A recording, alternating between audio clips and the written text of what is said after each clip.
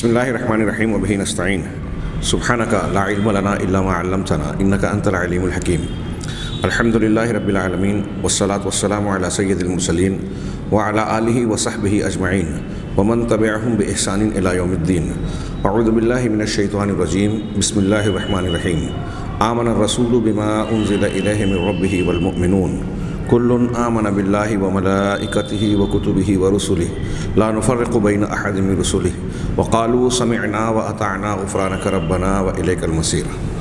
محترم سامعین، قادیان کی جھوٹی نبوت کا پردہ چاک ہو رہا ہے، اور ہمارے گزشتہ درس میں ہم نے مرزا غلام احمد قادیانی کے کردار پر گفتگو کا آغاز کیا، جس میں ان کی شراب نوشی اور تعیش پسندی کا تذکرہ ہلکا سا گزر چکا۔ آگے عنوان ہے افیون سے شغف۔ شیخ صفی الرحمن صاحب رقم طراز ہیں کہ آپ یعنی مرزا غلام احمد قادیانی جو مسیحیت، مہدیت اور پھر نبوت کا دعوے دار بنا، وہ آپ افیون کے بڑے مداح تھے اور دواؤں میں اس کا استعمال بھی فرماتے تھے۔ چنانچہ قادیانی اخبار الفضل راوی ہے، اس کی عبارت ہے کہ حضرت مسیح موعود یعنی مرزا صاحب فرمایا کرتے تھے کہ بعض اطباء کے نزدیک افیون نصف طب ہے۔ حضرت مسیح موعود یعنی مرزا صاحب نے تریاق الہی اللہ تعالیٰ کی ہدایت کے ماتحت بنائی۔ یہ ایک نسخہ بنایا تھا قوت مردانہ کے لیے۔ تریاق الہی اللہ تعالیٰ کی ہدایت کے ماتحت بنائی، یہ ان کا اپنا دعویٰ تھا، اور اس کا بڑا جزء افیون تھا، اور یہ دوا کسی قدر افیون کی زیادتی کے بعد حضرت خلیفہ اول مرزا کی وفات کے بعد جو اس کا پہلا خلیفہ بنا حکیم نور الدین کو 6 ماہ سے زائد تک دیتے رہے، اور خود بھی وقتاً فوقتاً مختلف امراض کے دوران استعمال کرتے رہے۔ الفضل قادیان 19 جولائی 1929 یہ اس حوالے سے نقل کیا گیا۔ ملاحظہ فرمائیں، یہ اس سے پہلے کے درس میں تمہیداً یہ بات بیان کی جا چکی ہے کہ ہم اس کے کردار پر کیوں گفتگو کر رہے ہیں، اس لیے کہ یہ نبوت کا دعوے دار ہے۔ ایک سچا نبی اپنے کردار و اخلاق میں ہر زاویے سے سچا، اعلیٰ ترین مقام پر مرتبے پر فائز ہوتا ہے۔ ہر اعتبار سے وہ انتہائی اونچا، دوسرے تمام افراد کے مقابلے میں بلند درجے کا نظر آتا ہے، اخلاقیات کے اعتبار سے بھی، سچ اور جھوٹ کے جتنے بھی معیار ہیں ہر اعتبار سے۔ اور یہاں ہم دیکھ رہے ہیں مرزا صاحب کو جس اینگل اور جس زاویے سے بھی آپ دیکھیں، یہاں جھوٹ، دجل، فریب اور مکر نظر آتا ہے۔ اور یہ جو کردار، جس چیز کا تذکرہ ہم کر رہے ہیں، ظاہر سی بات ہے کہ انبیاء کرام علیہم الصلاۃ والسلام کا اعلیٰ اور اونچا اخلاق ایسے داغ دھبوں سے، ایسی گندگیوں سے بالا تر اور صاف ستھرا ہوتا ہے۔ آگے عنوان ہے مرزا صاحب کی خدمت میں نامحرم عورتیں۔ مرزا صاحب کی عبارت ہے، مرزا صاحب کے عین دور جوانی میں سیالکوٹ بھاگنے کا پس منظر ہم بیان کر چکے ہیں، اور وہیں یہ بھی بتا چکے ہیں کہ اہل و عیال سے علیحدگی اور دوری کے باوجود آپ نے اپنے تلاوت والے قرآن مجید کے اخیر میں، یہ کتنی گندی اور گستاخانہ بات ہے جس کا تذکرہ اس سے پہلے کے دروس میں ہوا، کہ آپ نے اپنے تلاوت والے قرآن مجید کے اخیر میں قوت باہ کا نسخہ درج کر رکھا تھا۔ لیکن ان باتوں کو جانے دیجئے کہ وہ مسیحیت اور عہد نبوت و رسالت سے پہلے کی باتیں ہیں، یعنی ان کے اپنے دعوے کے مطابق۔ آئیے آپ کے دور مسیحیت اور عہد نبوت کا منظر دیکھیے۔ المنبر لائل پور نے موثق قادیانی ذرائع کی بنیاد پر لکھا ہے کہ مرزا صاحب نامحرم عورتوں سے ٹانگیں دبوایا کرتے تھے، اور یہ نامحرم عورتیں بوڑھی بھی ہوا کرتی تھیں اور جوان بھی۔ حاشیہ المنبر لائل پور 9 شوال 1387 ہجری کا شمارہ۔ آگے بڑھنے سے پہلے میں یاد دلاؤں کہ نبی کریم صلی اللہ علیہ وسلم کی سیرت طیبہ کا مطالعہ کرنے والا جانتا ہے کہ آپ نامحرم عورتوں سے بیعت کے لیے بھی براہ راست ہاتھ نہیں ملاتے تھے، کسی چیز کو بیچ میں ذریعہ بنا کر آپ بیعت دلواتے تھے،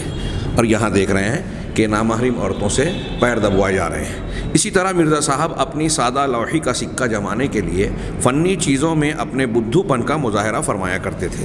حاشیے میں حوالے کے ساتھ شیخ صفی الرحمن صاحب لکھتے ہیں، حوالہ ہے کہ قادیانی لٹریچر سیرت المہدی جلد اول صفحہ نمبر 53 اور 264 وغیرہ میں اس قسم کی روایات کا اچھا خاصا ذخیرہ موجود ہے، یعنی یہ حوالہ دے کر بیان کیا۔ آگے عبارت نقل کرتے ہیں کہ مگر آپ کی، شیخ صفی الرحمن صاحب فرماتے ہیں، مگر آپ کی جمالیاتی حس اس قدر تیز اور مشاہدہ حسن اس قدر گہرا اور پختہ تھا کہ عورتوں کا صرف چہرہ دیکھ کر اندازہ کر لیتے تھے کہ یہ حسن دیر پا ہوگا یا جلد ڈھل جائے گا۔ یہ شیخ صفی الرحمن صاحب نقل کر رہے ہیں۔ اس کا حوالہ دیا سیرت المہدی صفحہ نمبر 240 241، کاویہ جلد اوم صفحہ نمبر 322۔ آپ کا صاحبزادہ راوی ہے، آپ کا بیٹا خود راوی ہے کہ آپ خوبصورت چیز کو پسند کرتے تھے، یہ بھی اسی حوالے سے۔ روزوں سے خلاصی، مرزا صاحب کے کردار کو دیکھیے، ان کی عبادت اور ریاضت، نبی کریم صلی اللہ علیہ وسلم نے سچے رسولوں کی عبادت اور ان کی عبادت کا ہلکا سا موازنہ کیجیے۔ موازنے کی ضرورت نہیں ہے، لیکن چونکہ دعویٰ ہے اور چونکہ اس پر بہت سارے لوگ ایمان رکھتے ہیں، دجل اور فریب میں مبتلا ہیں، لہٰذا یہ باتیں کہنا پڑ رہی ہیں، ورنہ نبی صلی اللہ علیہ وسلم سے مقابلے کا کوئی سوال ہی پیدا نہیں ہوتا، ایسی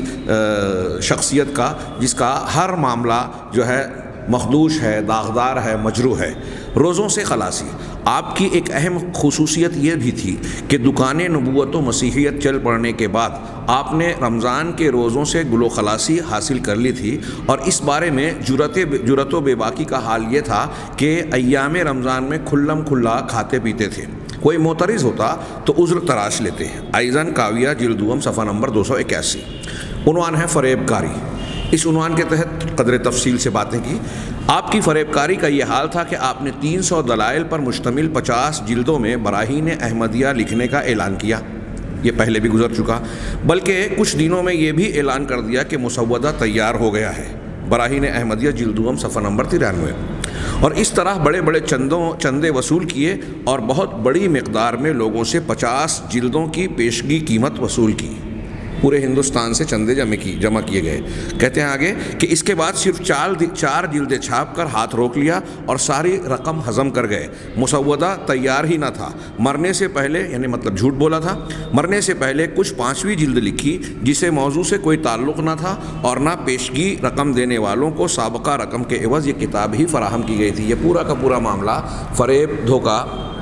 اور لوگوں کے ساتھ جو ہے دجل کا معاملہ تھا۔ اور اس میں یہ بات بھی قابل ذکر ہے کہ ان چیزوں میں جو چھاپنے سے پہلے چندہ وصولی کے وقت جو دعوے کیے گئے تھے کہ غیر مسلموں کو اسلام کی حقانیت اور ان کے اعتراضات کے جوابات میں ایسا مواد فراہم کیا جائے گا، چھاپا جائے گا کہ ان کی بولتی بند ہو جائے گی اور وہ اسلام کے سامنے، اسلام کے پر اعتراض کرنے والے خاموشی اختیار کرنے پر مجبور ہو جائیں گے، ایسی کوئی چیز اس کتاب میں موجود نہیں تھی۔ اسی طرح 20 فروری 1886 کے اشتہار میں رسالہ سراج منیر کی تیاری کی بشارت سنائی۔ سراج منیر لکھ رہے ہیں اور بتلایا کہ بس چند ہفتوں کا کام رہ گیا ہے، بس پھر اس کی طباعت کے لیے لوگوں سے بہت بڑی رقم اینٹھی اور گول کر گئے۔ جب زیادہ لعنت ملامت ہوئی تو 11 برس 1 ماہ 4 یوم کے بعد 24 مارچ 1897 کو سراج منیر کے نام سے 72 صفحات کا معمولی سا رسالہ شائع کر دیا، جو سابقہ اعلان سے کوئی بھی مناسبت نہیں رکھتا تھا، تاہم اسے مفت تقسیم کرنے کی بجائے قیمتاً فراہم کیا، اور جو رقم گول ہوئی تھی وہ گول ہی رہی۔ اسی طرح اپنے مبایعین کی ایک جماعت بنا کر، جن لوگوں نے آپ کے ہاتھوں پر بیعت کی تھی، مبایعین، اپنے مبایعین کی ایک جماعت بنا کر جب جنوری 1891 میں آپ نے دکان مسیحیت کا افتتاح کیا تو مسیحی کاروبار کے فروغ کے لیے آپ نے 5 قسم کے فنڈ قائم کیے اور اپنے مریدوں کو ہر فنڈ میں بیش از بیش مستقلاً رقم فراہم کرنے کی تاکید کی، اور یہ واضح کیا کہ یہ رقمیں میری ذاتی ضروریات پر قطعاً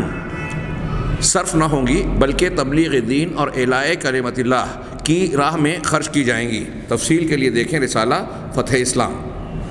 مگر جب یہ رقمیں ہاتھ آئیں تو آپ نے انہیں اپنی اور اپنے خاندان کی ذاتی ضروریات پر اس طرح بے محابہ صرف کیا کہ اس کا شکوہ آپ کی زندگی ہی میں آپ کے گہرے اور مخلص مریدوں میں عام ہو چلا تھا۔ مثال کے طور پر سرور شاہ قادیانی کی تصنیف کشف الاختلاف صفحہ 13 ملاحظہ کی جا سکتی ہے، جس میں مصنف موصوف اور خواجہ کمال الدین جیسے چوٹی کے قادیانی عمائدین اور مرزا صاحب کے پختہ ترین مریدوں کے بیانات ملیں گے۔ یہ دھوکہ دہی، دجل، فریب، مکاری کے یہ نمونے کس طریقے سے ہیرا پھیری کی جا رہی ہے اور پیسے اینٹھے جا رہے ہیں۔ ایسے کردار والا شخص کوئی شریف آدمی بھی کہلانے کے لائق نہیں ہے۔ پتہ نہیں لوگ کتنے دماغ سے پیدل ہیں عقل و شعور سے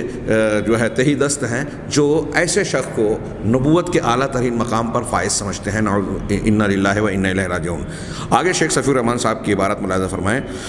مرزا صاحب یہ ظاہر فرمایا کرتے تھے کہ میرے اتنے کافی مرید ہیں اور ایسے مخلص ہیں کہ اگر 50,000 روپے کی ضرورت پڑ جائے، اس وقت 50,000 لاکھوں کی، آج کے لاکھوں کی حیثیت رکھتا ہے، ہاں، اگر 50,000 روپے کی ضرورت پڑ جائے، بلکہ کروڑ کہہ سکتے ہیں،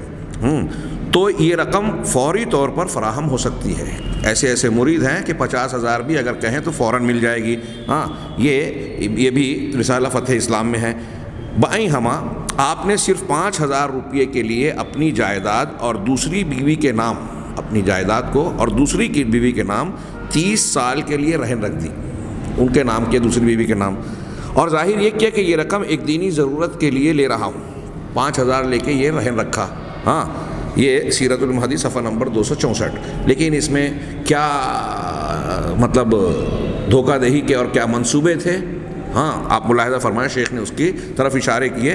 حالانکہ دینی ضروریات کے لیے رقم فراہم کرنا مریدوں کا کام تھا۔ مرزا صاحب نے دراصل ایک تیر سے 2 شکار کیے، بلکہ کئی شکار کیے۔ ایک یہ کہ نہ رہن فک ہوگی اور نہ پہلی بیوی کی اولاد کو اس سے کوئی حصہ مل سکے گا۔ پہلی بیوی اور اس کے اولاد کو محروم کر کے دوسری کو دینا چاہتے تھے، اس لیے اس کے نام سے رہن رکھا۔ دوم یہ کہ اتنے طویل عرصے کے لیے آپ کی جائیداد انکم ٹیکس کی زد سے محفوظ رہے گی،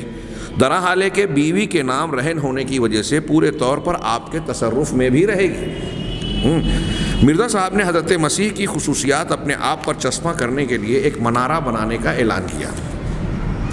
حدیث میں ہے کہ دمشق کے منارہ بیضاء کے پاس حضرت مسیح علیہ السلام 2 فرشتوں کے کاندھے پر ہاتھ رکھ کے اتریں گے، آسمان سے نزول فرمائیں گے۔ تو اب اس پیش گوئی کو اپنے آپ پر منطبق اور فٹ کرنے کے لیے مرزا صاحب نے ایک منارہ بنوانے کا پروگرام بنایا اور اس کا کام بھی شروع کیا۔ آگے ملاحظہ فرمائیے تفصیل۔ نام منارۃ المسیح رکھا۔ ایک دلچسپ لطیفہ حاشیے میں کہتے ہیں کہ ایک دلچسپ لطیفہ یہ بھی ہے کہ مرزا صاحب نے قادیان کی ایک مسجد کو مسجد اقصیٰ کے نام سے موسوم کر رکھا تھا کہ یہ مسجد اقصیٰ ہے، قرآن میں جس کو کہا گیا۔ ہاں، یہ لطیفہ تو جانے دیجئے کہ حضرت مسیح شرق دمشق کے منارے کے پاس نزول فرما ہو کر دنیا میں تشریف لائیں گے، یہ جو حدیث میں ہے۔ ہاں، اور مرزا صاحب نے دنیا میں تشریف لانے بلکہ مسیح بننے کی مدتوں بعد قادیان میں یہ منارہ بنوانا شروع کیا تھا، عوام کو، اپنی امت کے لوگوں کو مطمئن کرنے کے لیے کہ حدیث میں جو تذکرہ ہے کہ مسیح علیہ السلام نزول فرمائیں گے دمشق کے منارہ بیضاء پہ، اس کے مشرقی سمت میں، اس کو اپنے اوپر منطبق کرنے کے لیے مسیحیت کے دعوے کے مدتوں بعد یہ منارہ بنانا شروع کیا۔ حدیث میں ہے کہ وہاں نزول فرمائیں گے اور ان کا ورود ہوگا، نزول ہوگا اس کے بعد ہی، مطلب اس جگہ پر یہ پہلے سے آ چکا ہے اور اب بعد میں منارہ بنوا رہا ہے، ہاں، تعمیر کروا رہا ہے۔ کہہ رہے ہیں کہ دنیا میں تشریف لانے بلکہ مسیح بننے کے مدتوں بعد قادیان میں یہ منارہ بنوانا شروع کیا تھا۔ ہاں، مینارہ کہ تعمیر مکمل ہونے کے بعد، مقصد کیا تھا کہ تعمیر مکمل ہونے کے بعد اس پر چڑھ کر اتر جائیں گے اور مسیح کی علامت مکمل ہو جائے گی۔ مگر یہ مینارہ ہنوز ادھورا اور زیر تعمیر ہی تھا کہ مرزا صاحب اس دنیا سے کوچ کر گئے۔ ہاں، خود جو ایک حدیث کے بیان کو اپنے اوپر منطبق کرنا چاہتے تھے، اس کا موقع اللہ تبارک و تعالیٰ نے نہیں دیا اور اس پر چڑھنے اترنے کی نوبت ہی نہ آ سکی۔ یہاں ہم یہ بتانا چاہتے ہیں کہ مرزا صاحب نے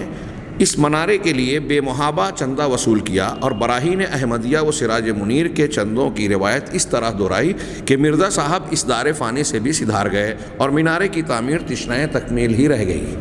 ہاں، اللہ کے، میں نے اس سے پہلے بعض دروس میں وضاحتاً یہ ذکر کیا تھا کہ اللہ حضرت مسیح کے تعلق سے ان کے متعلقہ امور کے بارے میں حدیثوں میں جو علامتیں یا جو صراحتیں بیان کی گئی ہیں، اسے اپنے آپ پر پورا اتارنے کے لیے مرزا صاحب نے جو توضیحات کی ہیں، جو ڈھونگ رچائے ہیں، اگر اسے پڑھا جائے تو ایک آدمی ہنسے بغیر نہیں رہ سکتا۔ جیسا کہ اس سے پہلے یہ بیان کیا کہ میں ہی مریم بن گیا، پھر میرے اندر اللہ تبارک و تعالیٰ کی قوت مردانہ سے وہ جو ہے حمل ٹھہرا، پھر مسیح اندر جو ہے مسیح بھی پیدا ہو گئے اور یہ خود مسیح ہو گئے، یعنی ولادت کے وقت ہی بوڑھے کی شکل میں۔ پھر یہ جو مینارے کی بات ہے اور قادیان کو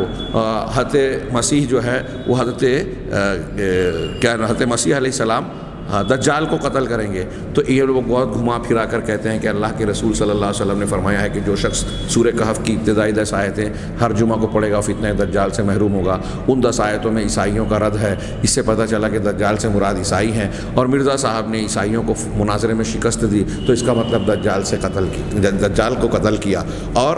چونکہ حدیث میں یہ ہے کہ وہ مقام لد پر مسیح علیہ الصلوۃ والسلام دجال کو قتل کریں گے، تو یہ ان حضرات نے اس کو یوں تراشا کہ یہ لدھیانہ کا شارٹ ہے، اس کا مخفف ہے، اور مرزا صاحب لدھیانہ کے مقام پر عیسائیوں کا رد کریں گے، شکست دیں گے، اس لیے مقام لد پر قتل کیا۔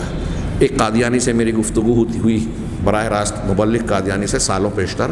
اس نے جب یہ بات کہی کہ مقام لد سے مراد لدھیانہ ہے اور وہاں ایک عیسائی پادری کو شکست دیا تھا، تو میں نے ان سے کہا کہ مرزا صاحب نے کسی عیسائی کو اگر وہ کیا بھی ہو، ہم تفصیل نہیں جانتے صحیح ہے یا غلط، مان بھی لیا کہ ایک پادری کو شکست دے دی اور اس کو آپ دجال کا قتل کہہ رہے ہیں، تو کیا اس قتل کے بعد وہ دجال ختم ہو گیا؟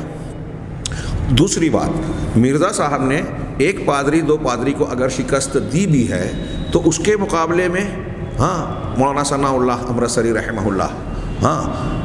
جماعت اہل حدیث کے جو ماضی کی ایک شاندار شخصیت گزری ہے، انہوں نے تو معلوم نہیں کتنے عیسائی پادریوں کو شکست دی ہے مناظروں میں، تو وہ کتنے بڑے مسیح ہو گئے اگر یہ آپ کا معیار ہے۔ اس سے وہ آئیں بائیں کرنے لگا، الٹی سیدھی باتیں کرنے لگا۔ خیر، تو یہ ان کے اس طرح کے اور بھی کئی دعوے ہیں کہ وہ دمشق کی بات، اب یہ منارہ تو قادیان میں تھا، تو دمشق کیسے ہوگا؟ اللہ کے رسول یا حدیث میں تو اللہ کے رسول نے جو فرمایا وہ دمشق، تو کہا کہ قادیان کے لوگوں کا جو مزاج ہے وہ دمشق شہر کے لوگوں کے مزاج سے ملتا جلتا ہے، اس اعتبار سے اس کو علامتی طور پر دمشق کہا گیا۔ ایسے مختلف دعوے اور توضیحات کر کے احادیث کی تصریحات کو اپنے اوپر منطبق کرنے کی ناکام کوششیں، اور بلکہ ایسی کوششیں کی کہ اگر کوئی صاحب عقل و شعور پڑھے گا تو وہ ہنسے بغیر نہیں رہے گا، اور جو لوگ دھوکہ کھا کے اس کو مان لیتے ہیں وہ بھی قابل رحم ہیں، اور یہ اعلان کرتے ہیں کہ ان کے پاس سوجھ بوجھ کی صلاحیت نہیں رہ گئی۔ آگے عنوان ہے بہشتی مقبرہ۔ اس سلسلے میں مرزا صاحب کی قبر فروشی کا ذکر بھی بے جا نہ ہوگا۔ قبروں کی اس تجارت کا آغاز آپ نے موت سے 2.5 سال پہلے کیا۔ 20 دسمبر 1905 کو الوصیہ نامی ایک ٹریکٹ شائع کیا کر کے اپنے مریدوں کو انذار و تخویف کے ماحول میں یہ بشارت سنائی کہ ایک فرشتے نے خواب میں مجھے ایک قطع زمین دکھلایا ہے، زمین کا ایک ٹکڑا، عبارت ہے اس کا نام بہشتی مقبرہ رکھا گیا ہے، اور ظاہر کیا گیا ہے کہ وہ ان برگزیدہ لوگوں کی قبریں ہیں جو بہشتی ہیں، یعنی جنتی ہیں۔ الوصیہ صفحہ نمبر 17، یہ مرزا صاحب کی عبارت ہے کہ مجھے فرشتے نے ایک زمین دکھائی اور یہ ایک قبرستان بنے گا بہشتی مقبرہ، اور یہاں وہ لوگ دفن ہوں گے جو جنت میں جائیں گے۔ اس زمین کی فوری اور انتظامی ضروریات کے لیے مرزا صاحب نے ایک اپیل کے ذریعے 3000 روپے چندہ کیا، اور اس کے بعد اس مقبرے میں دفن ہونے کی خواہش رکھنے والے امیدواروں کے لیے ان قواعد و ضوابط کا اعلان فرمایا جن کی پابندی کے بعد ہی کوئی شخص مرنے کے بعد اس مقبرے میں دفن کیا جا سکے گا۔ خصوصی شرط یہ تھی، کیا تھی شرطیں؟ کہ اس قبرستان میں وہی مدفون ہوگا جو اپنی جائیداد کے 10ویں حصے یا اس سے زیادہ کی وصیت کر دے۔ پچھلی کتاب یعنی وہی الوصیہ کے صفحہ نمبر 19 سے یہ منقول ہے۔ پھر اس تجارت کو قادیان کے حدود تک محدود نہ رکھنے اور اس کا دائرہ دور دراز علاقوں تک وسیع کرنے کے لیے کچھ خاص قسم کی ہدایات ارشاد فرمائی گئیں، یہ بھی اسی کتاب کے صفحہ نمبر 20 میں ہے۔ ازاں بعد بتلایا گیا کہ 10ویں حصے کی وصیت کرنے والا 10ویں حصے کی اگر کسی نے وصیت کی بھی ہے اور پھر اگر سمندر میں ڈوب جائے تو قبرستان میں اس کے نام کا کتبہ لگا دیا جائے گا۔ یہ بھی اسی کی کتاب کے صفحہ نمبر 23 پہ ہے، مطلب وہ دفن نہیں ہو رہا ہے تو اس کو کتبہ لگا دیا۔ کیوں یہ کہا؟ گویا رقم ہاتھ سے جانے نہیں دی جائے گی اور نہ اس کے وارث کو دفن کیا جائے گا۔ رقم بھی لوٹانی نہ پڑے اور اس کی جگہ کسی وارث کو بھی دفنانا نہ پڑے، تاکہ اس قبر کی جگہ دوبارہ فروخت کی جا سکے۔ مجزوم اس میں دفن نہ ہوگا، یہ ان کی شرطوں میں سے تھا کہ مجزوم اس میں دفن نہ ہوگا مگر 10ویں حصے کی رقم دینے کی وصیت پر قائم ہو تو وہی درجہ ملے گا جو دفن ہونے والے کو ملے گا۔ ہاں، یہ نمبر 4 اسی کتاب کے الوصیہ کے صفحہ نمبر 26 پر ہے۔ گویا دفن بھی نہیں ہوگا لیکن اس کو بہشت چاہیے تو پیسہ دے دے، وصیت کر دے۔ ہاں، قادیانی جو کہتے ہیں دھوکے باز نبوت تھی، اس کی جھولی بھر دے تو اس کو بہشت مل جائے گی۔ آگے، تعاون سے مرنے والے کی میت 2 برس تک امانت رہے گی۔ ازاں بعد اس شرط پر قادیان لائی جائے گی کہ جہاں مرا ہے وہاں اور قادیان، ان دونوں جگہ میں سے کہیں بھی تعاون نہ ہو۔ ہاں، یہ صفحہ نمبر 23 الوصیہ۔ بھلا 2 برس بعد، شیخ کہتے ہیں کہ بھلا 2 برس بعد لاش لانے کی کسے سوجھے گی؟ ہاں، رقم البتہ ہاتھ سے نہ جائے گی، بچے دفن نہیں ہوں گے، یہ بھی ایک شرط ہے کہ اسی کتاب کے صفحہ نمبر 23 پر، شاید اس لیے کہ وہ رقم کے مالک نہیں ہوتے، بچوں کو کی تدفین کو اس میں ممنوع قرار دیا اس لیے کہ وہ رقم نہیں دے پائیں گے، وہ وصیت نہیں کر پائیں گے، اس لیے 10واں حصہ ملنے کی توقع نہ رہے گی، اور جگہ بھی جلدی تنگ ہو جائے گی اگر بچوں کو اجازت دے دی جائے تو ان کی اجازت نہیں۔ مرزا صاحب اور ان کے اہل و عیال ان تمام قیود و شرائط اور پابندیوں سے مستثنیٰ ہوں گے، اسی کتاب کے صفحہ نمبر 26 میں ہے۔ ہاں، اس لیے کہ یہ سارا پاپڑ تو انہی کی خوشحالی اور فارغ البالی کے لیے بیلا گیا تھا۔ ڈاکٹر اقبال کیا خوب کہہ گئے ہیں، ہونے کو نام جو قبروں کی تجارت کر کے کیا نہ بیچو گے جو مل جائیں صنم پتھر کے۔ ہاں، یہ قبروں کی تجارت کی انہوں نے، اور بعد میں بہشتی مقبرے میں ہی ان کی تدفین بھی ہوئی۔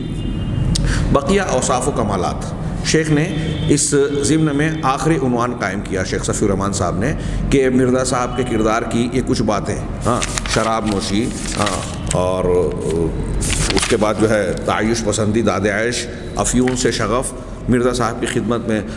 نامحرم عورتیں، روزوں سے خلاصی، پھر فریب کاری، اور اس کا کچھ حصہ پیش کیا۔ ہاں، اور بہشتی مقبرہ بھی اسی سمجھ لیجئے کہ ضمن میں آتا ہے کہ کس طریقے سے یہ دنیاوی کاروبار اور لوگوں سے پیسہ اینٹھنے کے لیے، ہاں، لوگوں کے جذبات اور ان کے عقیدت سے کھیلنے کی کوشش کی گئی۔ آج کل اس قسم کی بہت سی دکانیں چلتی ہیں، وہاں پیری مریدی شیخ و خط کا دعویٰ ہوتا ہے اور کشف و الہام اور کرامات کے دعوے کیے جاتے ہیں۔ یہاں اس سے بڑھ کر نبوت کا دعویٰ کیا گیا۔